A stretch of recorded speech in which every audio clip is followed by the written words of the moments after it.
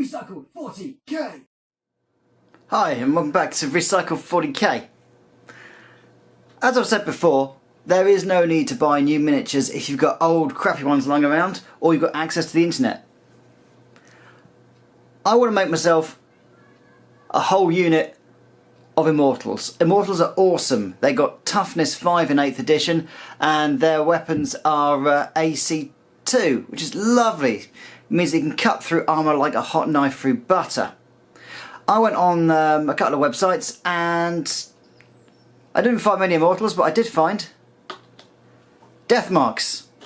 Now, death marks have lost a lot of interest to me since 8th edition. They no longer have the ability to up their stats for the turn that they come out of Deep Strike. So, even though they've still got Hunters from Hyperspace and Ethereal Interception, I'm not a big fan of them in 8th edition, so I'm going to make 5 of these into 5 Immortals. Now, the sets are interchangeable.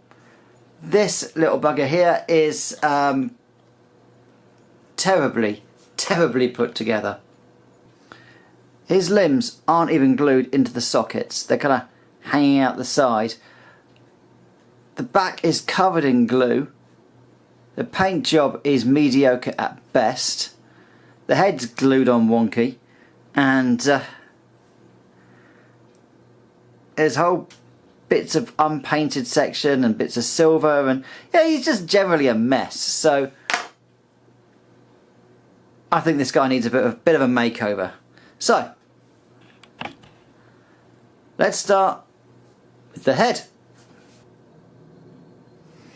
Now the head are usually fairly easy to pop off. They're on their own little bit of plastic, so I should just be able to, there we go, pops straight off there, and you've still got the little triangle of plastic there that his head glues onto, and put that in the spare bits box with the rest of it. So that's fairly simple. Now the arms. This isn't even glued on, so this arm should just pop straight out. But I think I might leave it because hopefully it will stay glued into the body and I can just use that for the Immortal. The other arm, however, might be slightly harder to get out. Now, so what you like about the guy who made this, he's used proper Games Workshop glue, which means that it is welded in there, it melts the plastic, so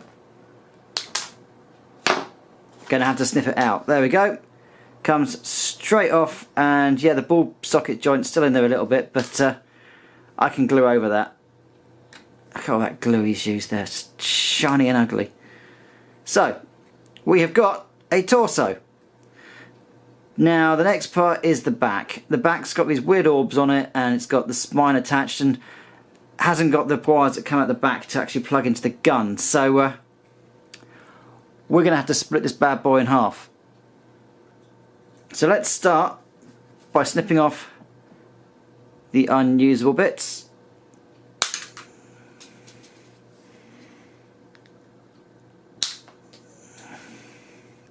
Remove his midsection, like so.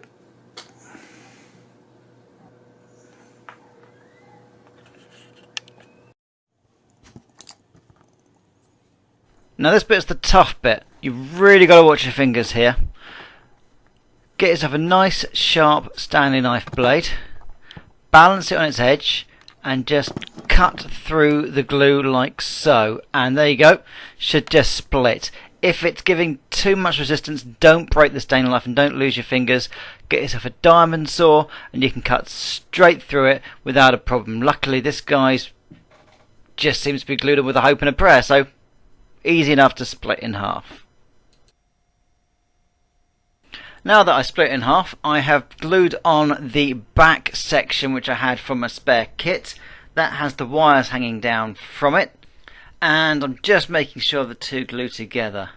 I had to sand down both parts to get them to fit together because the glue had just melted the thing to pieces. But now that they're both flat, they seem to fit absolutely fine together. And I'm just gluing on the shoulder pads as I had to take one off as it was bent beyond all belief. So it needed to be sanded down and then re-glue back in, but it seems to be sticking okay. So yeah, we've now got the torso with the front and back glued together. The shoulder pads, which are much bigger on the Immortals than they are on the Death Marks, are hopefully going to stick if this bugger will just stick on there. Yeah, and I've got the wide can at the back, and then I think we are ready to start attaching limbs to it, and then the legs. And once that's done, we can get the gun on the front, and then we can attach the head. So let's see if this adheres properly.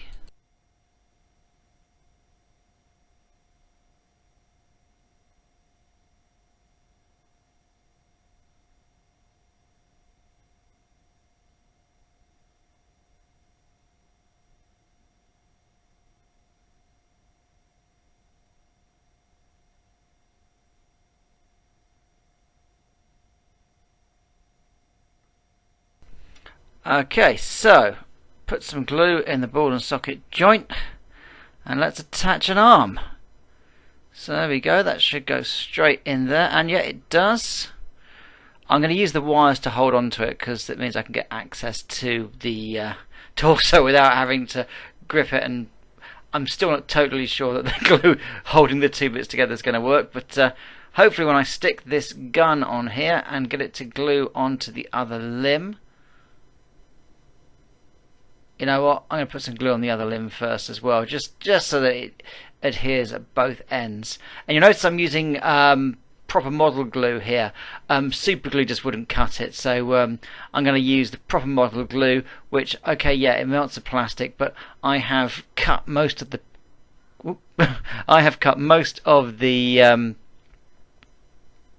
old glue off, so it should just adhere straight onto the new clean plastic. Okay, there we go. That is the gun attached to the two limbs, and the wires at the back just need to be attached now just to make sure that they adhere properly, and then that's the top part of the miniature completed.